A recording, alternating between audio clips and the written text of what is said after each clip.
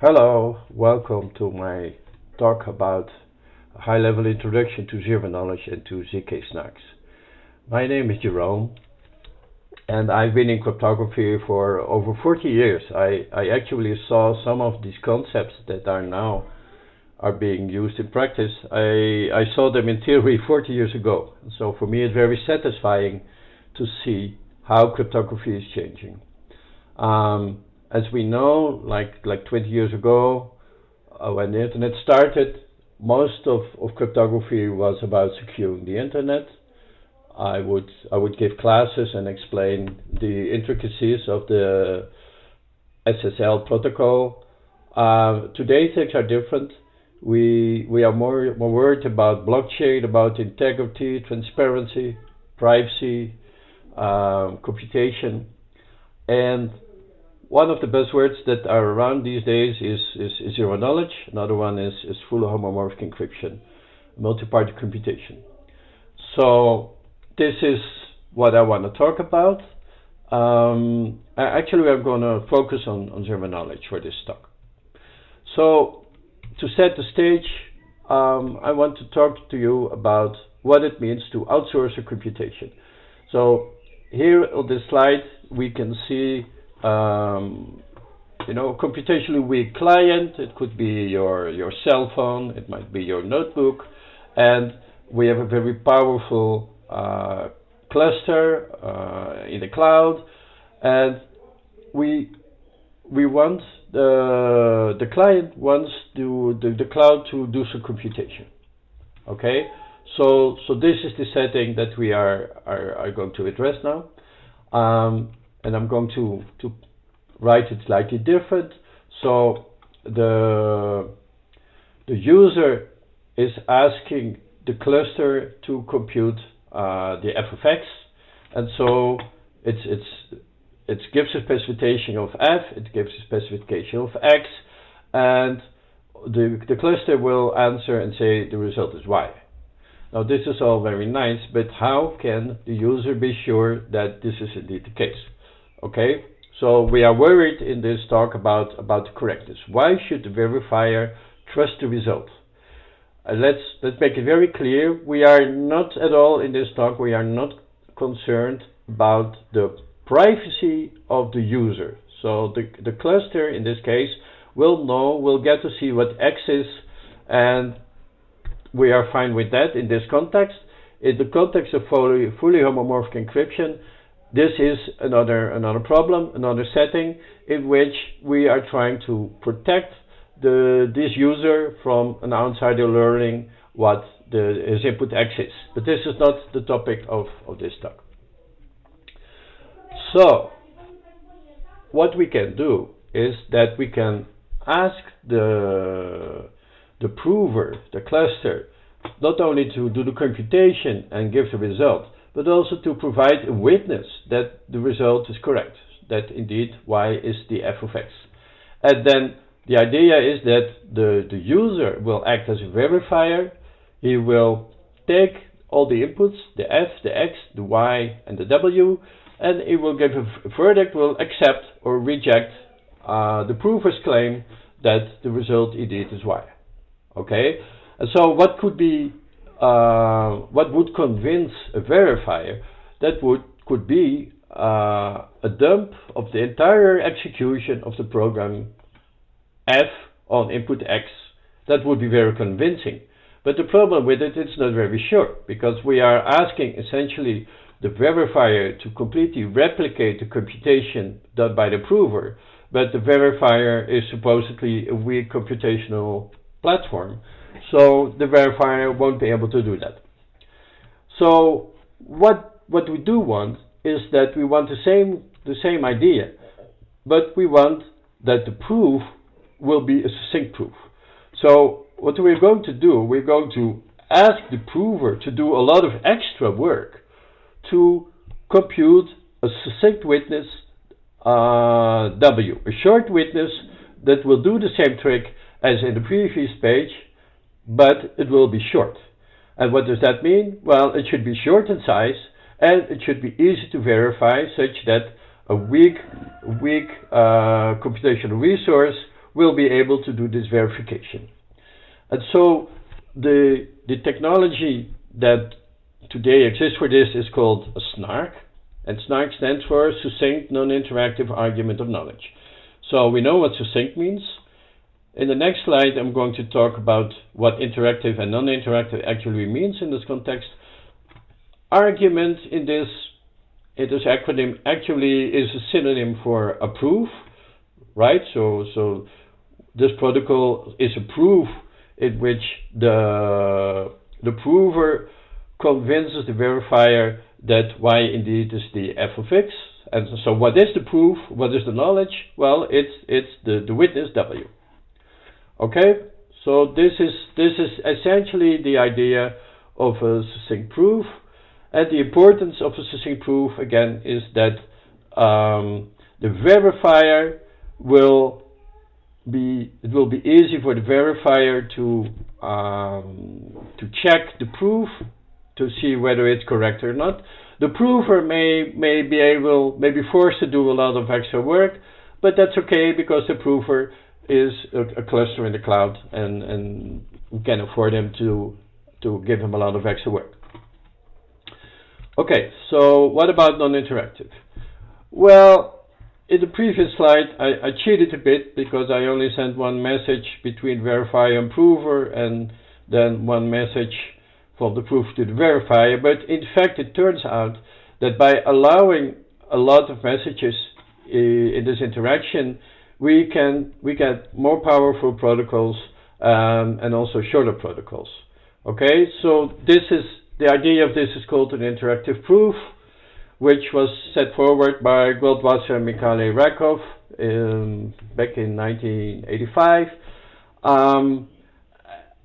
And an additional interesting fact is that we do allow a negligible error probability. So it may be the case that, for instance, the verifier accepts, but with even though the claim is not correct.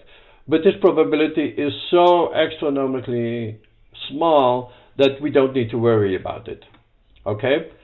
And a second interesting thing is the following. It turns out that the role of the verifier can be reduced simply to generating random bits. So will be clear on the next slide. Cryptographers like to talk, the verifier flips random coins. But when we say flipping random coins, it means generating random bits. So here on the next slide, you can see the prover sends the first message. What does the verifier do? It verifies the incoming message together with the statement to be proven. And if it's okay, the verifier will flip random coins. Okay? So you can see here the interactivity of this protocol. And now comes the trick, right? The trick was proposed by Fiat and Shamir, also 40 years ago. The trick is the following. Instead of the prover waiting for the verifier to flip the coins, the prover himself is going to create its own challenges simply by applying a hash function on the messages that have been seen so far. So in this case, the messages seen so far are X. Well, W cannot be part of the message because W is secret, so that cannot be part of the hash. But in this case, so we have X and the first message, and so the challenge that the prover is going to create for himself is simply hashing the messages seen so far and using the resulting hash as the coins for the challenge. And this process will repeat. So it's always the case that a challenge in this setting will be a hash of all the transcript of all the messages that has been sent between a prover and a verifier so far. But note that you know, the verifier here actually doesn't even exist, right? I put this notation here in the middle to make the correspondence to the previous slide clear. But everything on the right doesn't exist. And so what happens is that the proof that's generated by the prover is the sequence of messages which are here in the middle. But as you can note, you don't even need to include the challenges, because the challenges can be derived from the hash function and the previous messages. Okay, so the non-interactive proof is exactly what you can see on this slide. Okay, so let's move on. What are the properties that we desire from a SNARK?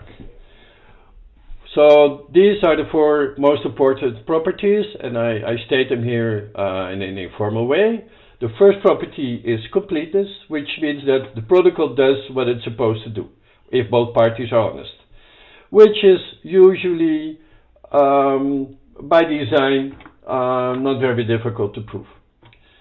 As a more important property is what's called soundness, which is the following. If the prover is trying to cheat, then he can succeed only with negligible probability. So it means that the verifier will accept the false proof with negligible probability, which is one of those very improbable probabilities that you saw on the previous slide.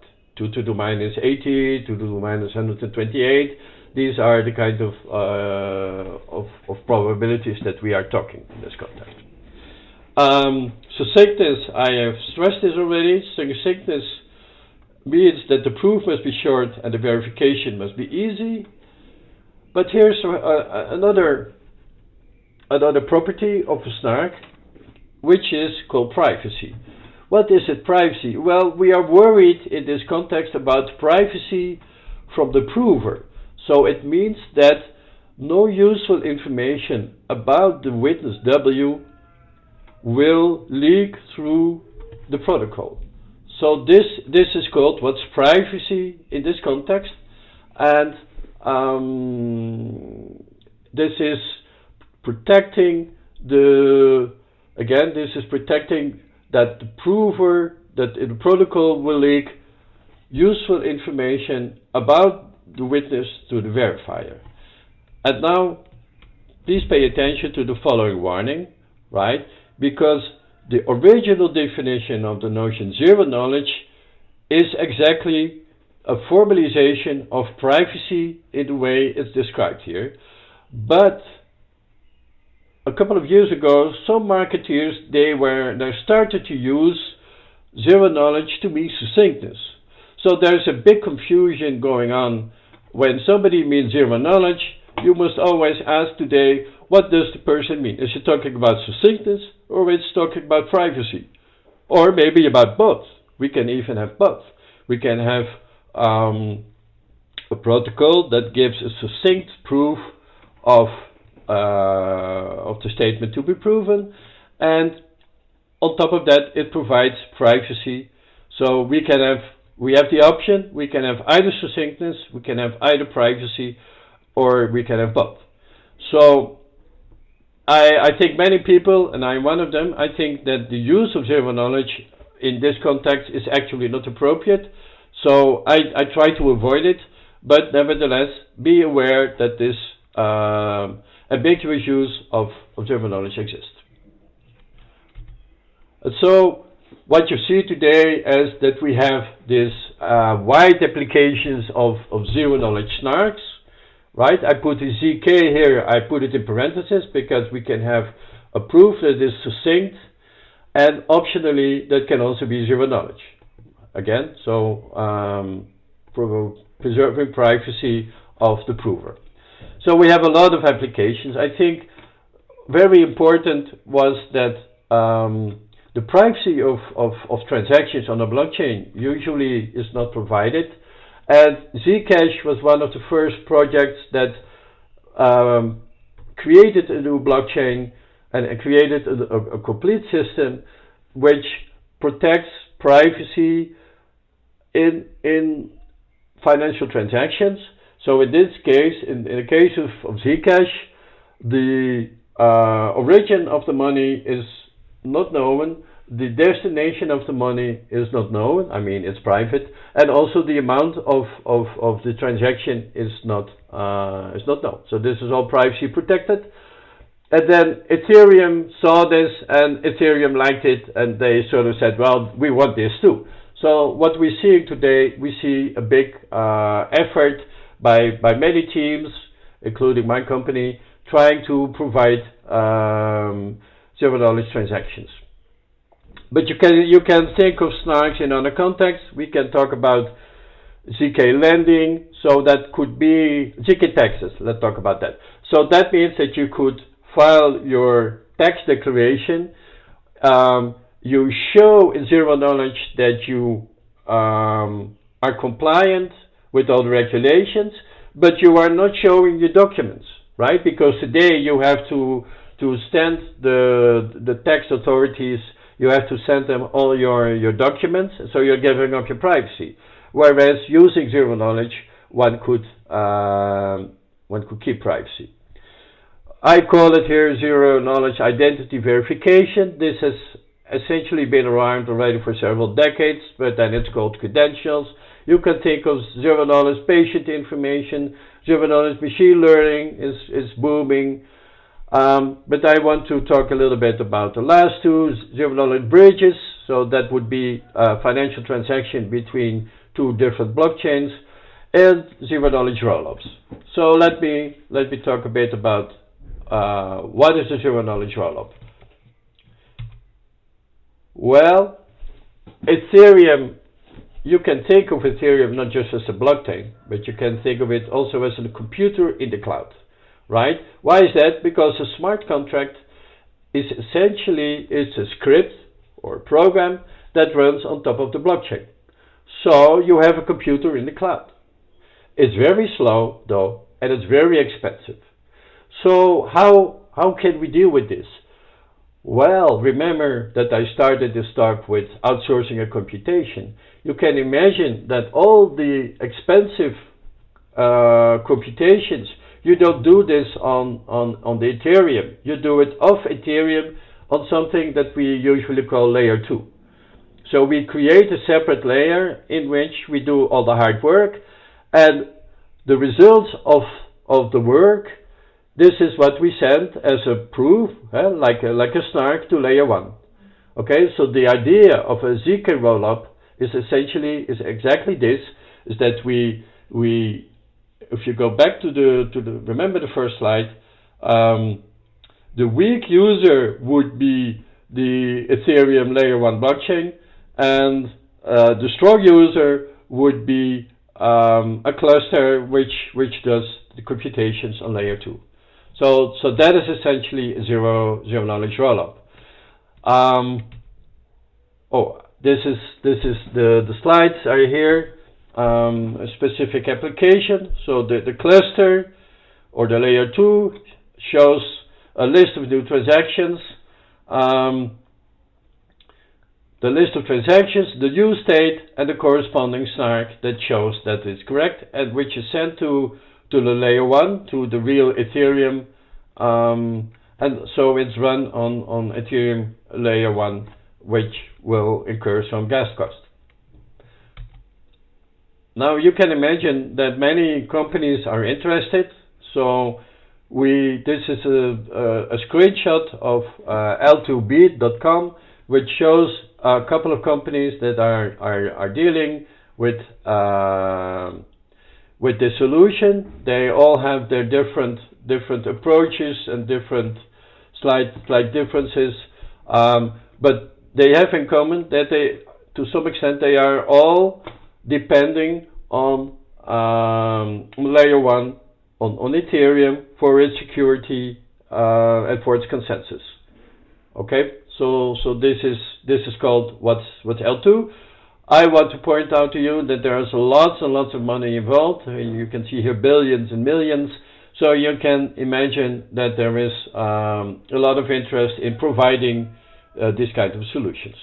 So this is one of the reasons why this is such such a frenzy. This is one of the reasons why people with cryptography knowledge are in high demand at the moment. And this is the reason why there is such a boom of papers in cryptography at the moment. So this is the summary of the talk so far.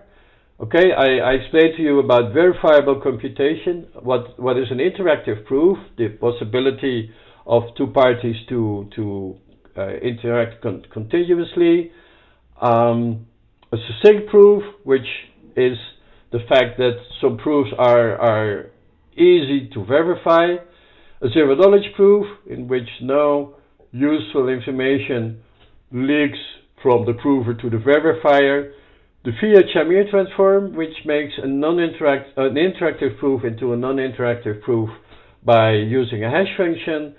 And the difference between a SNARK and a ZK-SNARK, which is that a SNARK doesn't have to be zero knowledge, doesn't have to provide privacy, whereas a ZK-SNARK is also providing privacy. So, I'm getting to the end of this part of the presentation.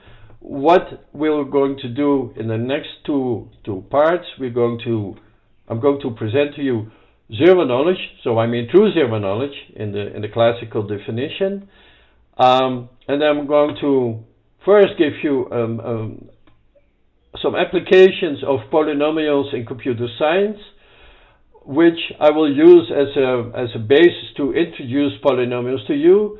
And then the fourth part, I will present you very high level conceptual SNARKs. So the thing is that you can go to 3 without having seen 2. So sort of 2 and 3 are independent, but to understand 4, I think you will need to understand 3. Okay, so this is the end of the first part of this presentation. See you in the next part.